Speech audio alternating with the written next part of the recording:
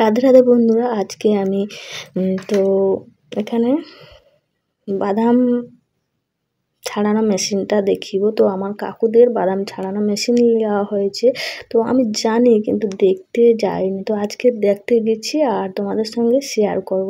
তো বাদাম ছাড়ানো হয়েছে, কত সুন্দর দেখো, পরিষ্কার হয়েছে। তো উপরে তো দেখতে পাচ্ছ একদম উপরে উঠছে কিরকম বস্তাগুলো।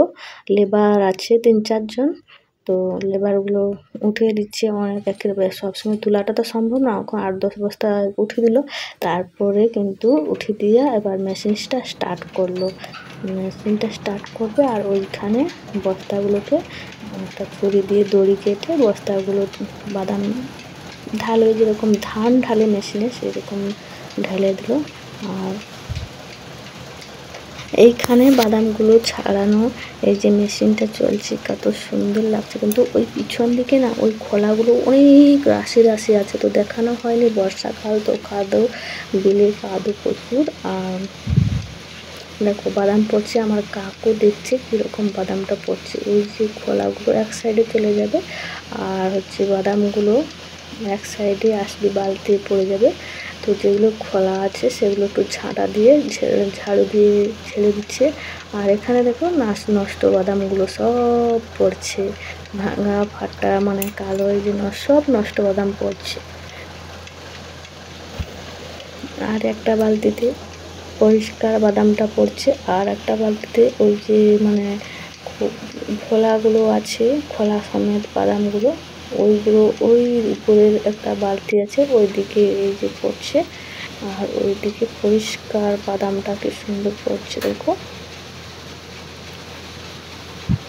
সারাদিন ওই লেবাররা কিন্তু বাদামগুলো কাজ করে। এই যে একটা বালতি মানে ভর্তি হয়েছে, আর একটা বালতি দিয়ে দিবে। তো আর একটা এই বালতিটা নিয়ে যে আর ওই বাদাম খাঁড়ের মধ্যে ঢেলে দিবে। এইরকম সারাদিন ধরে এইসব বাদাম তুলে আর বাদামগুলো ছাড়িয়ে বিক্রি করে। তো আমি গিয়েছি অনেক দিন থেকে বাদাম ওই মেশিনটা কিনেছি, কিন্তু আমি দেখতে যাইনি। আজকে এই প্রথম তোমাদের সঙ্গে শেয়ার করলাম ওই বাদাম ঝাড়া মেশিনটা। তোমরা কারা কারা দেখছো অবশ্যই কমেন্ট করে জানাবে। আর কিন্তু আমি এসেছি বলে আমাকে কিন্তু কাকু অনেকগুলোই বাদাম দিয়েছে, 5 কিলো মতো বাদাম দিয়েছে। তো আমি তোমাদের সঙ্গে ওইটা শেয়ার করিনি, তো ওই মেশিনটাই শুধু শেয়ার করছি।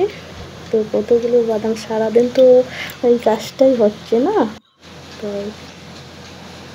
আমাদের কেমন লাগলো অবশ্যই লাইক শেয়ার সাবস্ক্রাইব করো এবং কমেন্টে জানাও কারা কারা কে কোথা থেকে দেখছো।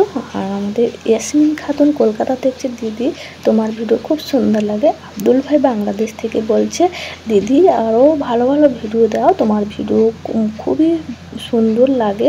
তো তুমি তো কে কোথায় আছো অবশ্যই ভালো থেকো, সুস্থ থেকো, সাবধান থেকো।